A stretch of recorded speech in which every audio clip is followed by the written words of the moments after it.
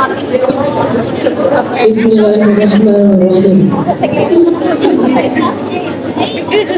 Assalamualaikum warahmatullahi wabarakatuh.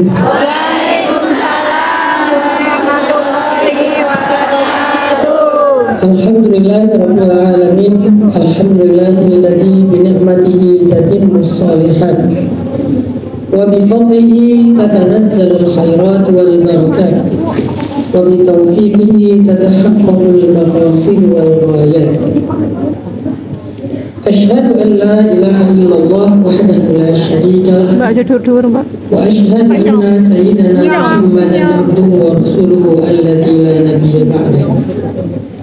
Allahumma salli ala sayyidina Muhammadin fil awwalin wa salli ala sayyidina Muhammadin fil akhirin wa salli wa sallim wa barik ala sayyidina Muhammadin fil mala'il a'la ila yaumiddin. Rabbana hab lana hukman wa alhiqni bis salihin. Rabbi shrah li sadri wa yassir li amri wa hlul 'uqdatan min lisani yafqahu qawli, amma ba'd. Apa kabar teman-teman semuanya? Masih betah di Hong Kong? Berarti sebetulnya di Hong Kong itu bukan terpaksa ya?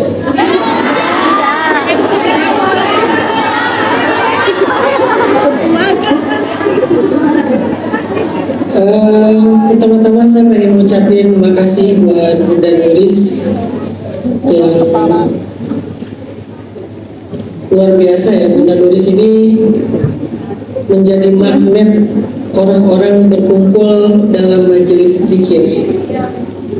Bukan saya magnetnya, karena kalau Bunda Nuris nggak ada di Hong Kong, mungkin saya juga kayaknya jangan gitu dong. Gak sampai ke Hong Kong. Saya nggak sadar tiba-tiba saya udah ke Hong Kong ini berapa kali ya? Lebih, udah sering kali lah pokoknya. Pokoknya saya kalau pengen makan rawon saya ke Hong Kong. Karena rawon ada di Jawa Timur ya. Iya. Saya kalau kangen durian ke Hong Kong. Lampung. Makasih buat Bunda Nuris, teman-teman Ilham, teman-teman panitia, para ketua-ketua majelis taklim yang ada di Hong Kong, dan khususnya anak-anak muda, para jomblo-jomblo fisabilillah. Saya tahu kalian kesini tuh lari dari mantan kan?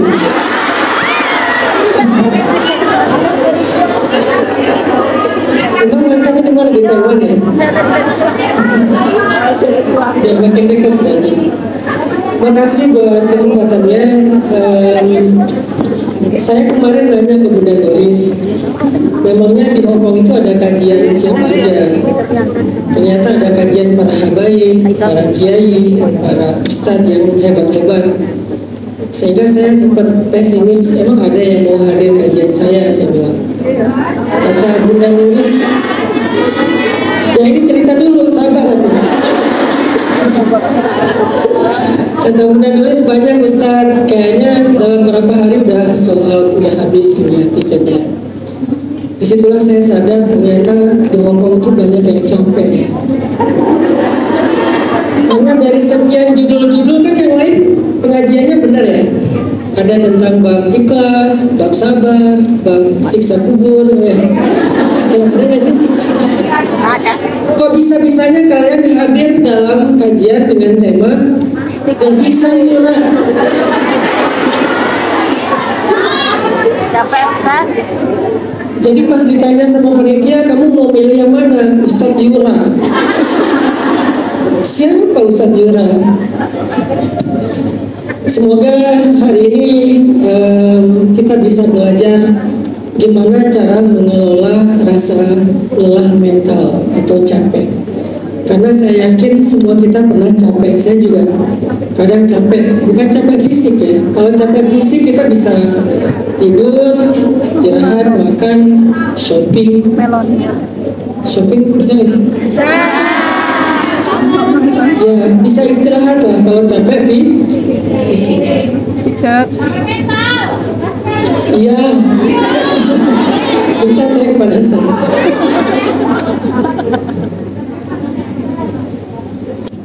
Oke. Sampai mana tadi? Semua kita pernah merasakan yang namanya capek. Tapi capek yang kita pengen bahas hari ini bukan capek fisik, karena capek fisik itu mudah sekali. Yang jadi masalah sekarang gimana kalau kita sedang mengalami kelelahan mental. Karena orang kalau lagi mengalami kelelahan mental itu dampak terhadap kehidupannya itu lebih lama, efek negatifnya lebih lama daripada capek fisik. Kalau capek fisik, efeknya cuman mungkin dia butuh waktu tidur 2-3 jam atau 8 jam. Tapi kalau capek mental, itu tuh dia bakal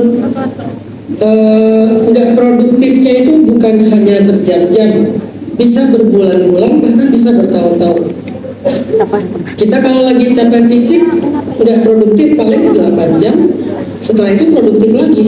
Setelah kita udah refresh, udah selesai istirahat, pasti kita akan beraktivitas lagi. Kayak misalnya orang capek fisik pulang kerja, istirahat semalaman, besok kerja lagi. Jadi berarti dia nggak produktifnya cuma sekitar 8 jam. Kalau yang capeknya fisiknya. Tapi kalau yang capeknya mental, itu bisa berhari-hari, berbulan-bulan, bahkan ada yang saking lelahnya mental dia tidak produktif dalam hitungan bertahun-tahun. Bisa setahun, 5 tahun, 10 tahun, ada yang bahkan setengah usianya nggak produktif gara-gara dia mengalami kelelahan mental dan dia nggak sadar. Dia nggak sadar kalau dia lelah mental. Tahu-tahu usianya udah sekian, tapi produktivitasnya jauh dibandingkan teman-temannya. Kenapa dia nggak bisa seproduktif teman-temannya? Kenapa dia nggak bisa seeksis orang lain dalam kebaikan? Kenapa dia nggak bisa sebaik orang lain dalam kualitas hidupnya? Ternyata ketika dicari tahu, dia udah lelah mental sejak usia sekian, sejak tahun sekian, sejak beberapa tahun yang lalu, sehingga dalam fase kelelahan mental yang panjang itu dia menjadi orang yang sangat tidak produktif, bahkan cenderung ke arah negatif. Makanya kita pengen belajar, gak bisa Yura, aku udah capek dalam tanda petik, artinya aku udah trauma, aku udah nyerah, aku udah gak percaya lagi, aku udah takut, aku udah putus asa. Semua ini adalah makna dari capek mental. Banyak ciri-ciri orang yang sedang mengalami kelelahan mental. Biar kita bisa coba cari tahu, apakah saya punya ciri-ciri itu misalnya. Contoh, salah satu di antara ciri orang yang mengalami kelelahan mental itu adalah anxiety, kecemasan yang berlebihan. Segala dicemasin, semuanya bikin dia jadi overthinking. Kalian pernah mencemaskan sesuatu? Seberapa mengganggu rasa cemas itu kepada kalian, itulah indikator lelah atau tidaknya.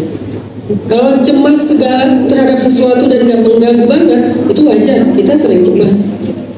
Nanti gimana ya, dia gimana ya, mereka gimana ya, itu kan wajar. Tapi kalau kecemasan ini udah dalam waktu lama gak ada solusi, atau kadang-kadang kita malah mencemaskan hal-hal sepele, hanya masalah-masalah hiburan kita cemasin. Nonton sinetron, drakor, cemas. Nanti endingnya bakal gimana, mati gak ya, gitu kan. Mereka putus gak ya, mereka balikan gak ya, cemas. Akhirnya overthinking mikirin ending dari sebuah drakor. Baca gosip di Lambe Syariah. Ya, apa?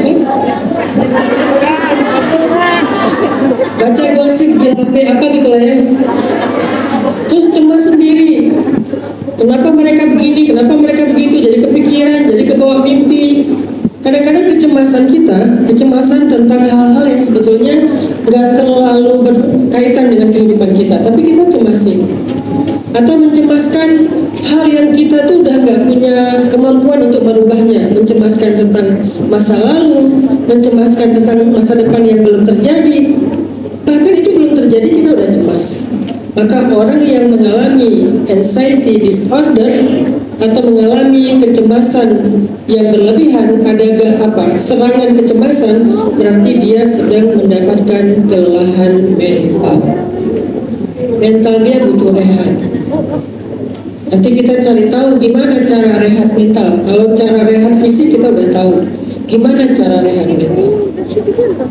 Sehingga muncul rasa cemas yang berlebihan, dan rasa cemas ini bikin kita nggak nyaman dalam segala hal. Kita akan terus overthinking dengan segala hal. Kita akan terus memikirkan sesuatu yang bahkan belum terjadi. Bisa jadi nggak akan terjadi sebetulnya. Tapi kita udah terlanjur memikirkan dan mencemaskannya, sehingga tahu-tahu itu nggak terjadi, kita tapi udah nggak nyaman. Kita udah merasa kecewa duluan. Cemas dengan LDRan, apalagi kalian tinggal jauh. Jangankan yang baru, maaf mungkin baru pacaran, yang udah nikah aja kalau LDRan mencemaskan ya. Kayak tadi pagi ada yang nanya gimana menanggapi suami yang ganti nomor telepon sampai 3 kali. Saya bilang, khawatir jangan-jangan memang kuotanya habis terus nggak bisa diisi, akhirnya nomornya mati, harus ganti nomor. Jangan-jangan dia ganti nomor gara-gara dia kejebak sama pinjol. Jangan-jangan dia ganti nomor karena dia diganggu sama mantan, demi kesetiaannya sama kamu dia ganti nomor. Jangan-jangan kan ada banyak kemungkinan kan. Tapi gara-gara cemas kita udah gak sanggup berhusnuzon. Sedangkan suuzon itu hanya menyiksa diri kita, tidak menyiksa orang lain. Ini kalian boleh jadikan sebagai quotes of the day. Gak penting-penting banget sih, tapi gak apa-apa lah kalian catat. Gak usah direkam. Mau direkam biar FYP boleh. Tapi syaratnya harus pakai filter yang bagus. Kalau sayangnya nggak putih nggak akan saya repost ya. Apa tadi? Oh, quotes. Ada banyak hal yang terjadi dalam hidup kita sebetulnya lebih kecil dari pikiran kita. Yang membuat hal itu besar itu adalah prasangka kita, anxiety kita, kecemasan kita. Dan setiap kali kita berprasangka buruk kepada seseorang, prasangka itu tidak akan merugikan dan menyakiti orang itu. Prasangka buruk hanya akan menyakiti diri kita sendiri. Udah. Jangan panjang-panjang buat itu. Kalau panjang namanya skripsi. Jadi ketika kita orang yang terlalu anxiety, terlalu cemas, kadang-kadang kita menuruti pikiran-pikiran buruk kita dibandingkan menuruti pikiran baik kita. Jangan-jangan, pokoknya setiap kalimat jangan-jangan lanjutannya adalah suuzon. Jangan-jangan. Semakin banyak kata jangan, semakin bukan jangan makanan ya. Semakin banyak jangan, semakin enak. Apa sih ini? Membahas makanan siang-siang. Semakin banyak kata-kata jangan, semakin kalian tertekan. Jangan-jangan mulai tertekan, atau jangan-jangan makin tertekan, atau jangan-jangan makin tertekan. Oh benar, jangan-jangan makin tertekan. Jadi semakin sering kalian mengatakan jangan-jangan, berarti semakin kalian anxiety, cemas. Dan kecemasan itu dimulai dari suuzon. Bagaimana kalau ternyata jangan-jangan suuzon kita ternyata benar, Ustaz? Gimana? Ya udahlah, kalaupun dia benar, minimal kalian selama beberapa waktu yang sebelumnya kalian udah menyiksa diri kalian lebih awal daripada seharusnya. Apa untungnya jangan-jangan? Apa untungnya kita suuzon sama orang lain? Mungkin jangan-jangan ada sih.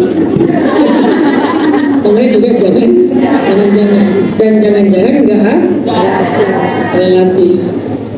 Jadi semakin banyak kita berburuk sangka atau mengatakan jangan-jangan atau jangan-jangan, mungkin emang jangan-jangan dan seterusnya, semakin kita tertekan, teman-teman. Itu namanya anxiety, kecemasan. Sehingga akhirnya yang terjadi, kita menjadi orang yang gak nyaman, kepikiran, overthinking, stres jadinya, depresi, padahal yang kita khawatirkan ternyata gak ada. Maka apa jalan keluarnya? Udahlah, kalau dalam hubungannya dengan manusia, banyak-banyak tabayun. Sering-sering komunikasi, perbaiki hubungan komunikasi kita dengan seseorang. Karena kalau kita berkomunikasi lewat jangan-jangan, lewat insting suuzon kita tuh akan terus-terusan anxiety, akan terus-terusan cemas. Tabayun itu bisa dari orang yang curiga, bisa juga dari orang yang dicurigai untuk menghindari kecurigaan. Misalnya, biar nggak terjadi kecurigaan ataupun kecemasan dalam hubungan suami istri, pasangan. Sebelum pasangan kita misalnya cemas, sebelum pasangan kita curiga, sebelum pasangan kita cemburu buta, maka kemudian kita duluan yang menjelaskan, tabayun namanya. Maaf ya, tadi begini, maksudnya begini, ada kejadian ini dan seterusnya. Sehingga pasangan kita merasa tenang. Saya punya prinsip dan saya berharap orang menghargai setiap prinsip orang lain. Saya punya prinsip, saya nggak mau foto sama perempuan. Terserah kalau ada ustadz kiai yang mau foto sama perempuan, saya hargai, itu prinsip beliau. Tapi saya nggak akan mau foto sama perempuan kecuali diselingi sama laki-laki, atau kecuali berjarak, nggak bisa deketan. Makanya maaf, bukan sombong, saya emang nggak mau foto sama perempuan. Dan saya pengen mensyiarkan para guru, para ustadz itu kalau bisa jangan diperlakukan kayak artis dan fans. Jadilah tetap sebagai guru dan murid yang ada adabnya, ada etikanya. Karena kalau kita dengan idola dan fans itu kan tarik-tarik, jambak-jambak rambut, gitu kan ya. Dan saya nggak pengen digituin, sehingga saya nggak mau foto sama perempuan. Kalau sama laki-laki pun saya fotonya sewajarnya, bukan yang foto kayak gimana gitu. Kadang-kadang ada juga foto saya sama laki-laki kan, pas lagi foto biasa aja, pas saya lihat hasilnya ternyata dia gini. Aduh, saya jadi geli. Saya nggak mau foto sama perempuan, itu prinsip saya. Tiba-tiba, namanya orang mungkin karena mengidolakan ya, lagi jalan ada ibu-ibu nerobos panitia langsung foto dan nempel gitu. Nah, sebelum dia posting, saya udah tabayun dulu ke istri saya. Tadi, maaf ya, tadi nggak sengaja karena panitianya mungkin lagi riuh, ada ibu-ibu yang foto dan dia langsung nerobos ke depan. Sehingga itu cara saya untuk menenangkan pasangan saya. Itu adalah komunikasi. Jadi husnuzon atau suuzon, tabayun itu nggak hanya dari kita duluan yang curiga, tapi dari orang yang akan dicurigai juga berhak untuk tabayun duluan. Contoh, Nabi pernah pulang malam-malam berdua sama istrinya, kalau nggak salah waktu itu sama Sofia gitu kalau nggak salah. Siapa Sofia? Pokoknya sama istrinya. Pulang malam-malam sama istrinya, terus ngelewatin satu jalan yang agak-agak remang-remang itu, agak gelap, kan waktu itu emang gak ada lampu ya, kalau malam ada tempat dan gelap. Pas lewat di salah satu gang yang agak gelap, tiba-tiba di hadapan Nabi itu ada dua orang sahabat yang berpapasan. Jadi Nabi mau lewat, sahabat juga lewat jalan yang sama. Ngelihat Nabi lagi sama seorang perempuan, sahabat ini belok. Dia belok, gak mau berpapasan sama Nabi. Sama Nabi dipanggil, sini kata Nabi. Ada apa ya Rasulullah? Ini adalah istriku yang aku antar pulang biar dia aman di malam hari. Nabi tabayun, ini istriku gitu kata Nabi. Sebelum mereka sempat bersuuzon, oh Nabi tadi jalan sama siapa ya? Sebelum itu terjadi, maka Nabi tabayun dulu, ini istriku kata Nabi. Sehingga kemudian mereka bilang gini, ya Rasulullah, gak mungkin kami berburuk sangka kepada engkau. Apa kata Nabi? Mungkin sekarang enggak, tapi bagaimana besok, lusa dan seterusnya? Tiba-tiba ada gosip Nabi lagi dekat sama siapa. Oh pantesan malam kemarin, kan gosip itu berkembang kan? Nggak hanya dalam satu omongan. Jadi kejadian sekarang disimpan dulu nggak? Belum jadi gosip. Baru jadi gosip besok, minggu depan, bulan depan, bahkan tahun depan. Kalau nggak ditabayun, suatu saat akan jadi bahan untuk mengembangkan sebuah gosip. Sehingga kata Nabi, sesungguhnya syaitan bersembunyi di dalam aliran darah manusia. Artinya dia tahu kapan dia harus bergosip. Setan tuh tahu banget. Nggak sekarang belum cukup bahan gosipnya, simpan aja dulu. Nanti begitu nemu lagi informasi berikutnya, terserah benar atau salah, kumpulin, lama-lama diramu, jadilah sebuah gosip. Dan gosip itu akhirnya difitnah. Jadi akhirnya solusinya Nabi tabayun, perbaiki komunikasi. Ini istriku, kata Nabi. Maka di sini pelajarannya buat kita, apa yang bikin kita cemas selama ini? Maka coba tabayun. Apa yang berpotensi bikin keluarga kita cemas? Coba tabayun. Kalau nggak dari orang yang suuzon, yang duluan komunikasi, dari orang yang dicurigai, siapapun, perbaiki komunikasi, insya Allah akan menghilangkan kecemasan dan rasa tidak nyaman dalam sebuah hubungan. Perbaiki komunikasi. Lebih baik dalam berdiskusi, jangan langsung memvonis, jangan langsung menghakimi. Kita bisa menanyakan, kita bisa mendengar, karena kemampuan mendengar itu lebih penting daripada kemampuan berbicara. Hari ini semua orang bisa berbicara, tapi sedikit sekali yang bisa mendengarkan. Orang yang bijak adalah orang yang punya kemampuan mendengar lebih besar daripada kemampuan berbicara. Jadi jangan lihat orang yang bijak itu yang banyak ngomong, kayak penceramah kayak gini nih. Enggak. Kalian kalau mau nilai orang yang bijak, jangan nilai ketika dia di atas panggung kayak gini. Semua orang hebat kalau di atas panggung, ngomongnya ideal banget gitu. Makanya kemarin pas saya lagi jalan-jalan sama Bunda Nuris, mau beli, waktu itu beli mie ramen ya Bunda, cari mie ramen. Di Hongkong kan banyak tuh yang enak-enak tuh. Sama Bunda bilang, "Yuk Ustaz, enak." Tar dulu, saya langsung buka Google Translate, kan itu bahasa Cina semua tuh. Saya pakai Google Translate, saya cari ini komposisinya ada apa aja. Ternyata apa coba? Isinya adalah bubuk tulang babi. Salah satu ingredientsnya adalah pork bone powder. Jadi bubuk tulang babi itu salah satu ingredientnya. Saya temukan dengan cari di Google Translate. Kan Google Translate itu ada yang pakai kamera gitu kan, foto kan. Oh, saya bilang ke Bunda, "Bun, ini nggak halal." Atau Bunda, "Ustadz, ini harusnya ceramah di atas panggung aja, jangan dalam kehidupan sehari-hari." Kalau saya cuma ceramah di atas panggung, saya pencitraan. Kalau saya cuma bagus ketika ngomong kayak gini, berarti saya munafik. Apakah kalian mau mendengar nasihat dari orang munafik? Ngapain kita dengan nasihat dari orang munafik? Apa itu munafik? Yang nggak sama antara lisannya dan perbuatannya. Apa yang kita dengar nasihat dari orang munafik? Orang yang kita dengar nasihat itu adalah orang yang sama antara lisannya dengan perbuatannya. Terserah penampilannya, makanya jangan menilai penampilan. Ini penampilan kita goblok nih, kayak Bob Marley, aliran-aliran Rastafarian reggae gitu. Oke, penampilannya goblok, bajunya baju pantai kayak gini, hatinya goblok. Jadi jangan lihat pakai sorban kah, pakai kupluk kah, pakai baju gini kah, pakai baju gamis kah. Itu kan semuanya bisa disetting. Maka selaras nggak antara lisannya dengan perbuatannya, itu yang kita nilai. Makanya saya bilang, kalau kita mau menjadi orang yang baik, lebih dahulukan mendengar daripada bicara. Karena bicara semua orang bisa baik, tapi kemampuan mendengar, lalu kemudian menerima, berdamai, mengalah, berlapang dada, memaafkan, itu nggak mudah. Itu nggak mudah. Bahkan seorang Ustadz Kiai Habib pun belum tentu mampu. Nggak mudah loh itu kayak gitu. Jadi pertama, ciri orang yang mengalami kelelahan mental itu adalah anxiety, cemas yang berlebihan. Di antara contoh kecemasan itu adalah mencemaskan pasangan, mencemaskan orang tercinta, mencemaskan keluarga, mencemaskan anak, mencemaskan teman kerja, mencemaskan partner bisnis. Lalu apa solusinya? Tabayun.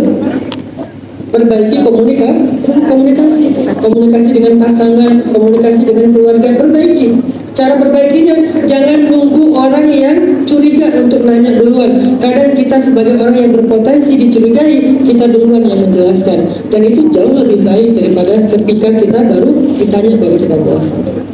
Itu berlaku dalam kehidupan Nabi, dalam kehidupan sahabat. Makanya ayatnya fatabayyanu, dan perbaikilah komunikasi kalian sejelas-jelasnya. Sehingga anxiety tadi, kecemasan tadi mulai bisa reda. Bagaimana kalau kita cemasnya bukan ke manusia, tapi kepada takdir? Mencemaskan masa depan, mencemaskan keuangan. Bisa nggak ya bayar anak sekolah, bentar lagi mereka mau sekolah, bentar lagi mereka mau SMP, mau SMA, mau kuliah, bentar lagi harus bayar kontrakan. Bisa nggak ya saya melunasi hutang saya semakin bulan, setiap bulan nambah karena saya terlilit hutang pinjol misalnya, yang bunganya aja nambah terus, apalagi pokok hutangnya. Bisa nggak ya? Nah, bagaimana kalau kita mencemaskan takdir dan keadaan? Sebagiannya belum terjadi, tapi kita udah mencemaskannya. Mungkin nggak ya saya dapat jodoh dengan kondisi saya sekarang? Mungkin nggak ya saya punya imam yang hafiz sementara saya nggak bisa baca Quran? Saya pengen punya imam yang bisa imamin saya sholat, bacaannya panjang-panjang, sementara saya setiap sholat bacanya Al-Ikhlas. Sesekali mau ganti surat, nyasar. Ya kan? Kalau ini pengen ganti surat, ghairil maghdubi alaihim waladdallin. Al-Ikhlas. Alif Lam Mim. Al-Baqarah cerita. Makan sih pas Alif Lam Mim.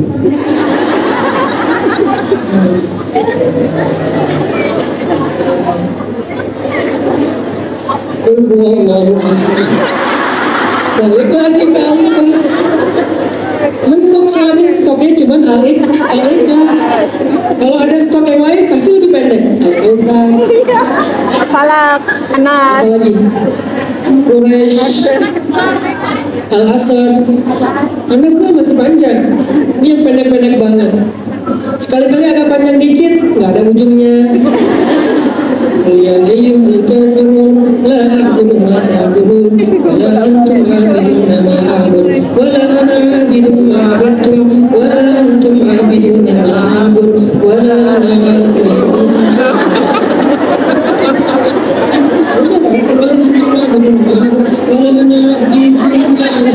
muter aja di situ. Ya Allah, dengan kondisi saya mungkin kaya saya punya suami yang hafiz, yang rajin baca Quran, sementara saya bukan perempuan yang baik-baik aja, dan seterusnya. Gimana kalau kita mencemaskan tentang masalah takdir? Salah satunya masalah keuangan, karir, kesehatan, jodoh. Ada satu kalimat dari TikTok yang menurut saya relate, tapi agak vulgar kalimatnya. Ini bukan kata-kata saya, disclaimer duluan. Kalimatnya, kalau kalian khawatir tentang jodoh, kalian belum dapat pasangan, jangan khawatir. Bisa jadi calon pasangan kalian sedang mengurus surat cerai.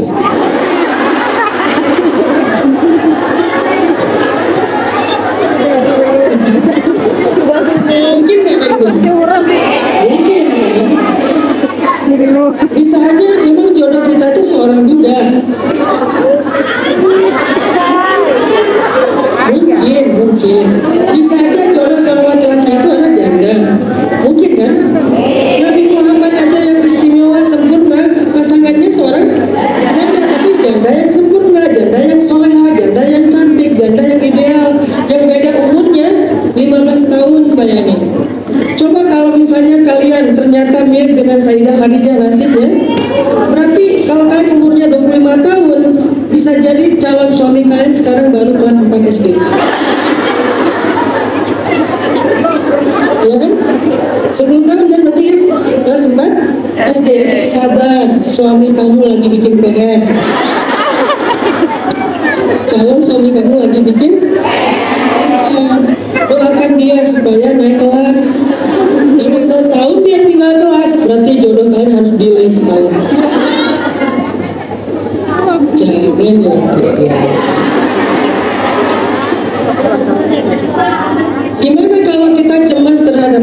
nasib, takdir, keadaan, hal-hal yang belum terjadi. Kalau cemas kepada manusia, tabayun. Kalau cemasnya kepada takdir, gimana caranya? Belajar menitipkan urusan kalian kepada Allah. Titip. Jangan dipikirin sendiri, serahin aja kepada yang lebih mengerti. Jangan diurus sendiri, serahkan aja kepada yang maha mengurusi. Jangan diperjuangkan sendiri, serahin aja kepada yang maha kuasa dan maha mengatur. Dia lebih jago dalam mengatur hidup kita. Serahin aja, titipin. Sehingga kalau kita udah menitipkan, ya Allah saya titip jodoh saya kepada Engkau, saya udah capek untuk coba-coba, saya udah capek membuka hati lalu dikecewakan, saya udah capek berkomitmen tetapi ditinggal pas lagi sayang-sayangnya, saya udah capek nge-follow mantan di akun kedua. Ya Allah, misalnya titipin, ya Allah aku titip jodoh aku, ya Allah aku titip masa depan aku, ya Allah aku titip masalah aku, ya Allah aku titip keluarga aku, ya Allah aku titip anakku, ya Allah aku titip pasanganku. Engkau sebaik-baik penjaga, titipin sama Allah, gak usah kita yang urus. Karena kalau kita yang pikirin, kita yang mengurus, kita orang yang bodoh dan lemah. Udah nggak bisa, nggak sanggup, biar Allah aja yang ngurus. Makanya Nabi SAW bersabda, nah Allah itu idza studi'a syai'an hafizah. Allah kalau dititipkan sesuatu pasti dijaga. Masalahnya kita nggak nitip sama Allah, kita pikirkan sendiri, sehingga overthinking tadi, sehingga anxiety tadi, karena kita pikirin sendiri gimana. Kalau nggak nemu jalan keluarnya, kita kayak ngerasa nggak mungkin. Padahal kalau kita titipkan kepada Allah, nggak ada yang nggak mungkin bagi Allah. Kata nggak mungkin itu hanya berlaku untuk manusia. Sedangkan Allah, salah satu sifat 20-nya Allah itu adalah kudrat. Kudrat itu kalau dalam bahasa Asmaul Husnanya Qadirun, muridan, kan gitu ya. Kudrat, iradan, kan sama kan? Dan Allah berfirman di dalam surat Al-Mulk, wa huwa ala kulli syai'in. Artinya apa? Apa arti wa huwa ala kulli syai'in qadir? Arti wa huwa ala kulli syai'in qadir, Allah bisa apa aja. Gampang, gak usah terlalu formal lah terjemahan, susah dimengerti. Yang sederhana, ala kulli syai'in qadir itu artinya Allah bisa apa aja, gak ada yang gak bisa. Dan kalau Allah berkehendak, idza arada syai'an ayyaqula lahu, kalimatnya apa? Kalimatnya, kalau Allah menginginkan sesuatu, maka Allah mengatakan bukan kun fayakun, kun, udah segitu. Sejak kapan jadi kun fayakun? Di Indonesia emang aneh-aneh ya, tiba-tiba jadi mantra ya. Kun fayakun, mana ada kayak gitu? Yang ada katanya kun, udah gitu. Fayakun itu beda lagi. Kan kun artinya jadilah, maka jadilah. Nah, maka jadilah itu bukan kata-kata dari Allah. Kata-kata dari Allahnya kun, jadilah, udah. Sehingga ini apa sih? Kan ngerti gak sih? Ya gitulah pokoknya. Yang saya mau sampaikan teman-teman, obat dari kecemasan, obat dari lelah mental, gara-gara kita mencemaskan sesuatu yang kita nggak mampu menjalaninya, nggak mampu mencari jalan keluarnya, nggak mampu mengontrolnya, karena itu belum terjadi atau sudah berlalu, udah terjadi. Gimana cara mengobati kecemasan kayak gini, anxiety kayak gini? Belajar yang namanya menitipkan urusan kita kepada Allah. Coba kalian punya mushaf digital kan di handphone? Punya. Coba buka surat Al-Kahfi.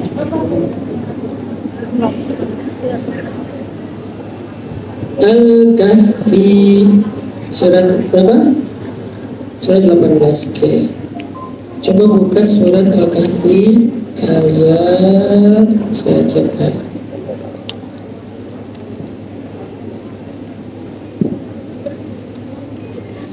Surat Al-Kahfi ayat 82. Ini bukti Allah kalau dititipin sesuatu pasti dijaga. Allah berfirman di surat Al-Kahfi ayat 82, A'udzu billahi minasy syaithanir rajim. Bismillahirrahmanirrahim. Wa ammal jidaru fakana li ghulamaini yatimaini fil madinah wa kana tahtahu kanzun lahumā wa kana abūhumā ṣāliḥan fa arāda rabbuka an yablugha ashuddahumā wa yastakhrija kanzahumā raḥmatan min rabbik wa mā fa'altuhu 'an amri dzalika ta'wīlu mā lam tasṭi' 'alayhi sabrā.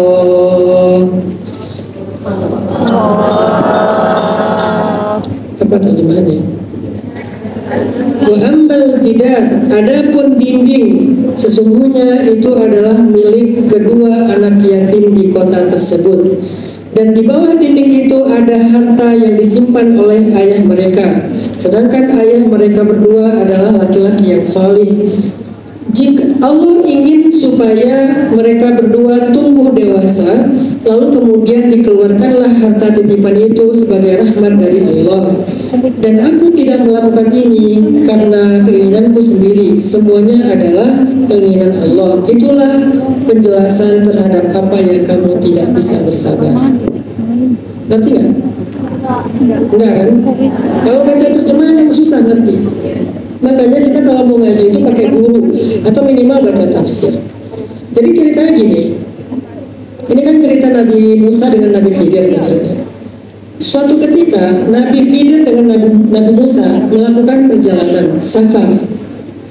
Sampai di sebuah negeri, Nabi Khidir minta tolong kepada penduduk itu untuk ngasih tumpangan menginap karena udah kemalaman. Di zaman itu, memberi tumpangan menginap untuk musafir itu adalah bagian dari kewajiban. Jadi kalau ada musafir yang terlantar, harus dikasih tempat menginap untuk mereka, ada kamar untuk mereka.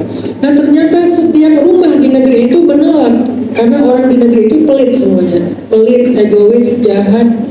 Akhirnya Nabi Khidir dengan Nabi Musa terpaksa menginap di sebuah rumah yang sudah roboh, rumah tua, rumah terbengkalai, roboh, jelek, nginaplah di situ. Gara-gara di semua rumah ditolak.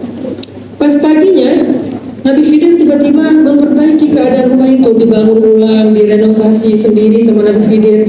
Karena ngeliat Nabi Khidir kayak gitu, Nabi Musa ikut bantuin. Akhirnya mereka berdua ngebangun lagi rumah yang mau roboh tadi sampai menjadi utuh dan baik kembali. Setelah selesai, Nabi Musa nanya kepada Nabi Khidir, "Ya Nabi Allah, kenapa engkau ingin memperbaiki rumah di negeri orang-orang yang pelit ini? Kenapa gak dibiarin aja rumahnya kayak gitu? Kok kamu malah berbuat baik kepada orang yang sudah jahat sama kita?" Apa jawaban Nabi Khidir? "Wahai Musa, sesungguhnya rumah ini milik dua anak yatim. Dulu mereka punya seorang ayah yang solih. Sebelum ayah itu meninggal dunia, ayah itu ingin menitipkan harta warisan untuk menjadi warisan bagi anak-anaknya. Tapi karena anak-anaknya masih kecil, dia bingung nitip ke siapa ya harta warisan ini. Karena anak kecil nggak bisa memegang harta warisan. Nanti nggak akan bisa dikelola dengan baik. Dititipin ke tetangga, tetangganya nggak ada yang benar, malah habis. Dititipin ke keluarga, keluarganya nggak ada yang solih, nanti malah zolim. Akhirnya ayah yang solih ini menyembunyikan harta di bawah dinding. Lalu dia bilang pada Allah, "Ya Allah, aku titipkan harta ini sebagai warisan untuk anak-anakku sampai mereka dewasa." Meninggallah laki-laki solih ini. Setelah mereka meninggal, anak yatim ini tinggal di pondok pesantren, madrasah. Kalau sekarang namanya pondok, dulu namanya madrasah. Karena mereka masih kecil, kayak panti asuhan gitu lah. Ketika mereka dirawat di panti asuhan masih kecil, harta ini kan masih tersimpan di bawah dinding rumah. Allah pun menjaga harta ini dengan cara rumahnya dibikin roboh, dindingnya roboh, sehingga ketika rumahnya roboh, nggak ada satu orang pun yang mau datang ke rumah itu, yang mau memeriksa isi rumah itu, yang mau merawat rumah itu. Jadilah rumah yang terbengkalai, kayak rumah yang ada hantunya. Jadilah rumah itu aman dari setiap pencuri, karena dianggap rumah yang tidak terurus. Padahal di bawahnya ada harta yang sangat banyak. Ketika anak-anak ini udah remaja, udah lulus sekolah, Allah mengutus 2 nabi untuk memperbaiki rumah itu, Nabi Musa dan Nabi Khidir. Diutus jauh-jauh. Nabi Musa dari Palestina, Nabi Khidir dari 2 pertemuan laut. Mereka berjalan berminggu-minggu demi untuk membangun kembali rumah yang sudah roboh milik anak yatim tersebut. Pertanyaan saya, kenapa nggak ngutus tukang aja ya Allah? Kenapa nggak tukang aja? Kan bisa aja tiba-tiba tukang mimpi disuruh perbaiki rumah di sebelah rumahnya, sehingga besoknya tukang perbaiki rumah itu, bisa kan? Bisa. Kenapa harus nabi yang jauh? Sebegitulah baiknya Allah menjaga amanah, menjaga titipan. Saking Allah pengen sempurna, Allah nggak mau rumah itu dibangun oleh tukang, dibangun oleh orang soleh, dibangun oleh seorang ulama. Allah mau rumah itu saking istimewanya dibangun oleh 2 nabi sekaligus. Kayak gitu cara Allah jaga amanah. Sehingga diutuslah Nabi Musa, diutuslah Nabi Khidir jauh-jauh dan sampai ke negeri tersebut. Dibangunlah rumahnya oleh 2 tangan yang mulia, tangan Nabi Khidir dan tangan Nabi Musa. Sampai terbangun, baru Nabi Khidir cari di mana panti asuhannya. Anaknya kemudian disuruh pulang, diberikanlah harta yang tersimpan di bawah dinding rumah mereka. Ini bukti Allah kalau dititipkan sesuatu pasti dijaga. Berapa tahun Allah menjaga? Belasan tahun. Dari anak itu masih kecil banget sampai anak itu dewasa. Bagaimana cara Allah menjaga? Merobohkan rumahnya. Lalu bagaimana setelah roboh? Allah utus 2 nabi. Salah satu nabi itu adalah nabi yang sangat kuat. Nabi Musa itu kuat sehingga ngebangun rumah sendiri sanggup. Satu lagi nabi yang misterius, yang tahu di mana rumahnya, ada cerita apa di rumah itu, Nabi Khidir. Kalau nabi yang nggak tahu ceritanya nanti bingung setelah dibangun ngapain ya. Nabi Khidir yang tahu. Sehingga 2 nabi inilah yang Allah utus untuk mengembalikan harta titipan laki-laki soleh itu kepada anak-anaknya. Kata Nabi Muhammad SAW, Allah kalau dititipkan sesuatu pasti dijaga. Jadi titipkan, ngomong ke Allah, ya Allah, saya titip jodoh saya kepada Engkau. Saya nggak tahu siapa yang terbaik untuk jadi imam dalam hidup saya. Tapi kalau boleh, dia adalah laki-laki yang good looking,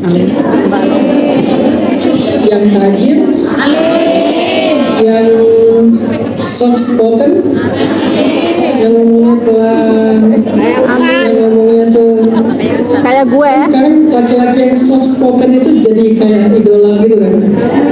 Ya kalau ngomong, kamu kenapa? Kemudian, kamu kenapa sih? Dia soft spoken, act of service, good looking, tajir, udahlah. Ya Allah, berikan saya laki-laki seperti itu. Bukan yang meledak-ledak. Ya kalau pakai mic itu pecah speakernya, soft spoken. Kalian titip kepada Allah. Yang laki-laki juga gitu, ya Allah, aku titip yang menutup aurat dengan baik, yang punya sifat pemalu, yang gak banyak bergaul dengan laki-laki. Kalaupun harus bergaul, sewajarnya, tidak berlebihan, tidak ekspresif. Saya kalau kalau saya lagi komunikasi dengan perempuan lewat chat, saya nggak mau pakai emoticon. Dan kita punya komitmen di rumah ini dengan pasangan, kita kalau dengan lawan jenis nggak pakai emoticon kecuali satu. Udah gitu, gini-gini aja terus. Nggak ada yang senyum-senyum, jungkir balik, little love, big hug, nggak ada. Itu hanya untuk pasangan kita atau hanya untuk keluarga terdekat kita. Ya Allah, berikan saya pasangan yang kayak gitu, imam atau makmum. Titipin ke Allah. Karena kalau kalian cari sendiri, nyasar. Kalau kalian cari sendiri, bisa salah. Kenapa? Hari ini kita hidup di zaman pencitraan. Apa yang kita lihat di sosial media kadang bertolak belakang 180 derajat daripada realita. Sosial media, penampilannya, pakaiannya, celananya, sepatunya kayak keren banget gitu kan? Kan sekarang lagi rame tuh penampilan yang gak relate dengan penghasilan kan ya? Penampilannya tuh kayak wah, kayaknya penghasilannya ini 100 juta. Pas melihat aslinya penghasilannya mungkin berapa? Masih mending si UMR, ini malah jauh di bawah UMR. Tapi penampilannya itu kayak meyakinkan sekali. Kenapa? Sosial media, apalagi sekarang kita masuk ke era AI. Ternyata dia jago bahasa Arab, padahal hasil AI. Ternyata dia jago bahasa Inggris, ternyata AI. Saya juga curiga kan jago bahasa Cina kayak ya.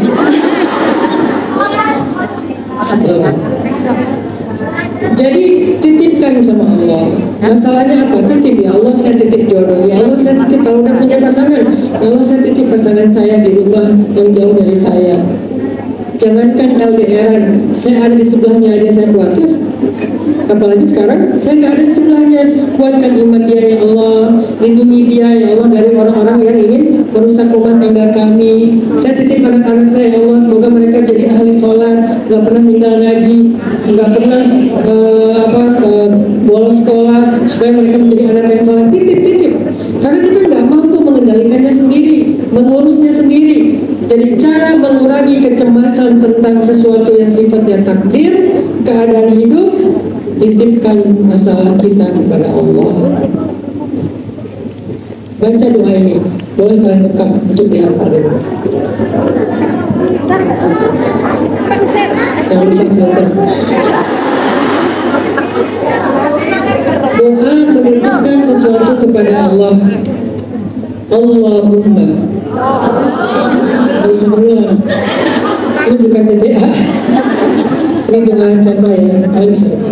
Allahumma inni astaudi'uka umuri kullaha, nafsi wa ahli wa hayati, illam takun laha faman laha, wa anta khairun hafidha. Ya Allah, sesungguhnya aku titipkan kepada Engkau segala urusanku, diriku, keluargaku, hidupku. Jika bukan Engkau yang menjaganya, siapa yang menjaganya? Sedangkan Engkau sebaik-baik penjaga. Nah, segitu makanya. Ustaz, kalau bahasa Indonesia boleh. Tapi kalau kalian nggak mau menghafal bahasa Arabnya, nanti nggak bisa dipakai di dalam sholat.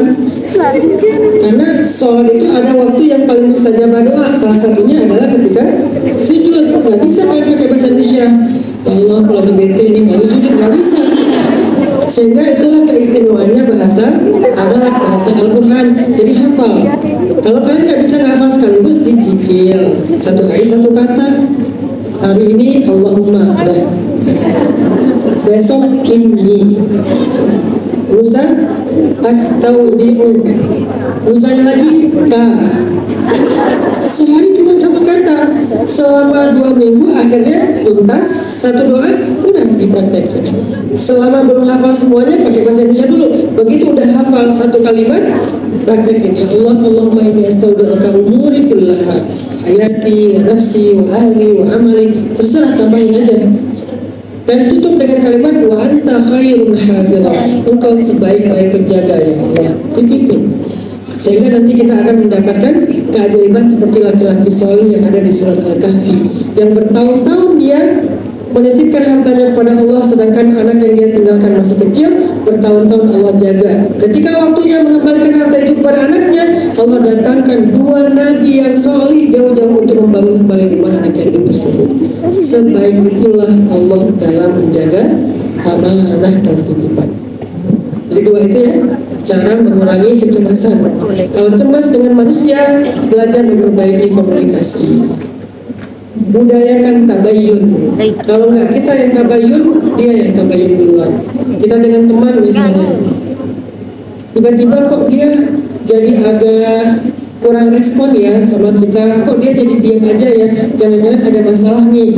Ya udah tabayun aja, kamu lagi sakit, kamu lagi ada masalah, kamu lagi apa, kasih tahu ke aku. Oh enggak, aku lagi. Dia jangan tabayun, aku lagi nggak enak hati, kemarin aku dengar dari orang kamu gini ya, ngomongin aku ya. Oh enggak, ini salah paham. Udah, jangan baper. Tapi namanya orang tabayun ya, udah tabayun. Tabayun itu bukan menuduh. Tabayun itu pengen tahu kebenaran, makanya dia tanya. Kalau menuduh itu gini, kamu jahat, kamu memfitnah saya, kamu begini. Ini namanya menuduh, itu namanya menghakimi. Tapi kalau tabayun, apakah benar? Kan dibuka dengan kalimat pertanyaan. Kita nanti dengan pasangan juga gitu, jangan gampang baperan. Suami cuma pengen tabayun, kita bilang dia menuduh, kita bilang dia curiga. Bukan, memang hak dia, hak istri, hak suami untuk tabayun. Kecuali dia mengatakan, jadi kamu begini, nah itu baru namanya menuduh. Tapi kalau sekedar benar nggak kalau kemarin begini, benar nggak? Nah, kalau enggak, udah selesai, nggak usah dilanjutkan, jangan gampang baper. Ini namanya tabayyun. Dan Allah mengatakan fatabayyanu, bertabayyunlah kalian supaya tidak muncul kesalahpahaman. Cara kedua, untuk menghilangkan kecemasan biar kita nggak gampang capek mental, belajar menitipkan urusan kita kepada Allah. Yang paling bikin kita capek itu adalah kita pengen mengurus semuanya sendiri, karena kita itu hanya yang ngurus Allah. Jadi tugas kita tuh bukan ngurus sebetulnya, hanya menjalani ikhtiar. Hasil itu di tangan Allah, biar Allah yang ngurus hasilnya, biar Allah yang mengatur gimana endingnya. Kita ikhtiar aja, nggak usah difikirkan terlalu berlebihan. Dan ini bukan retorika ya, ini bukan nasihat cuman narasi doang, ini pengalaman pribadi. Semua kita punya masalah, termasuk saya. Saya kadang dikasih ujian yang ringan, kadang dikasih ujian yang berat. Tapi walaupun ujiannya berat, saya merasa tetap nyaman karena saya tahu ada yang mengurus hidup saya. Dan yang mengurus hidup saya itu maha baik, maha sempurna, maha kuasa. Tenang gak saya? Tenang. Seorang anak kuliah ke luar negeri, kok dia tenang di luar negeri? Karena semua kebutuhannya dicukupkan oleh ayahnya. Kok bisa dia begitu tenang? Ayahnya seorang yang kaya raya konglomerat. Kan tenang. Jadi ketika kita percaya ada yang mengurus kita, kita jadi tenang hidupnya. Yang jadi bikin kita was-was dan berkeluh kesah, kita nggak percaya ada yang mengurus kita lebih baik daripada diri kita sendiri. Sehingga kalau kita ngerasa udah mentok, kita ngerasa gak ada lagi yang bisa memperbaikinya. Padahal ada Allah yang maha kuasa memperbaiki segala keburukan, segala keadaan. Itu yang pertama. Yang kedua, ciri-ciri orang yang sedang mengalami lelah mental, susah konsentrasi, gampang ke distract. Dia kalau mau melakukan sesuatu itu susah sekali untuk bisa fokus, untuk bisa istiqomah, konsisten, gampang mulai ke distract. Kalau ini hanya masalah sepele, oke. Tapi bagaimana kalau ini tentang tugas-tugas dalam hidup kita? Belajar, bekerja, menjalankan sesuatu amanah. Maka orang yang susah konsentrasi, gampang ke distract, nggak bisa fokus dengan sesuatu. Dia dalam hidup itu nggak fokus, segala dicoba. Berarti dia adalah orang yang sedang mengalami kelelahan mental. Apa obatnya biar bisa fokus? Kata Allah di dalam surat Al-Insyirah, "Fa'idza faraghta fansab." Belajar melupakan kegagalan yang sudah lewat. Belajar berdamai dengan kesalahan-kesalahan. Belajar berdamai dengan kegagalan-kegagalan. Jangan terlalu menuruti trauma. Karena kalau kita masih terus-terusan trauma, kita nggak berdamai dengan kegagalan.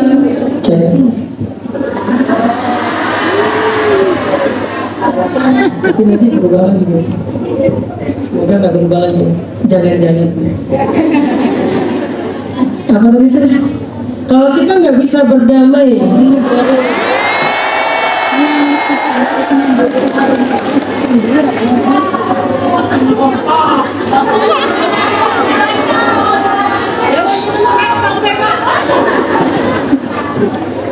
kalau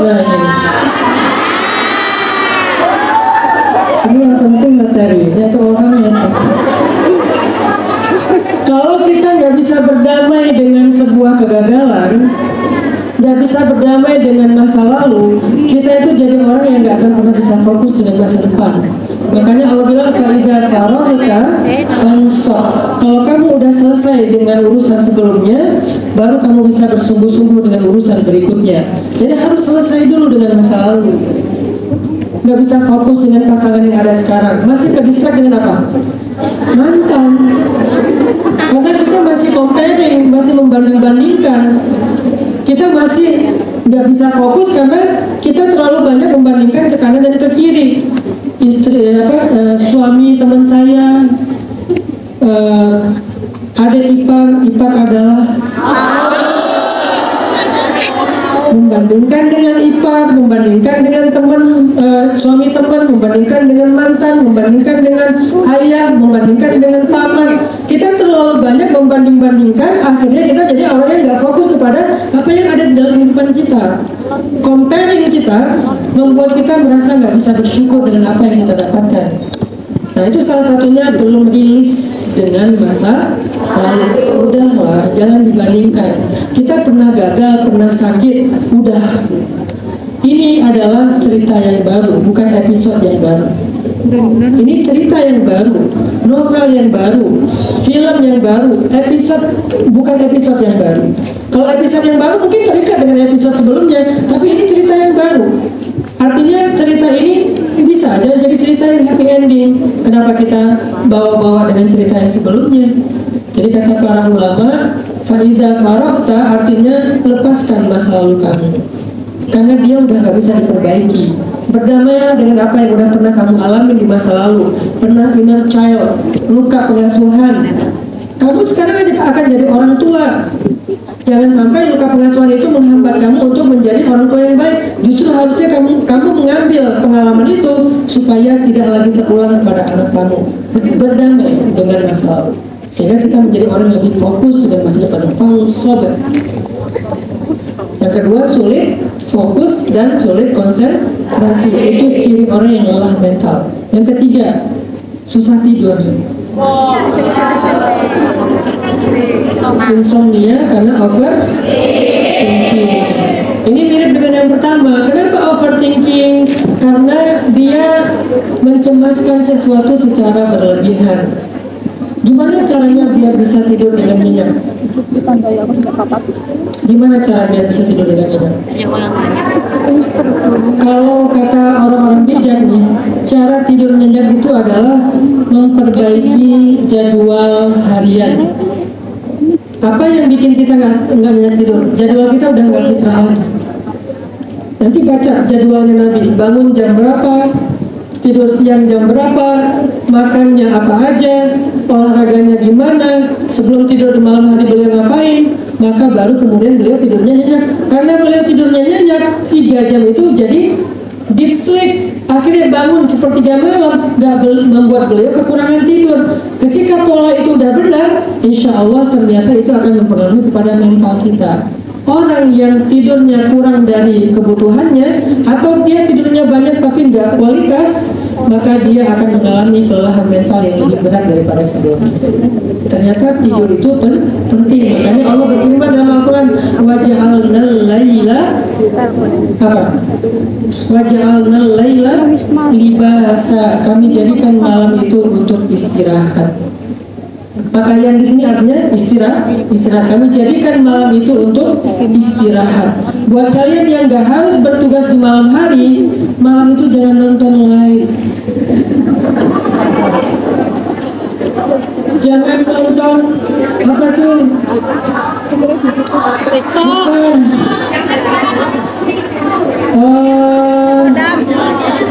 Kita kan punya apa istilahnya kemarin ya? Kodam.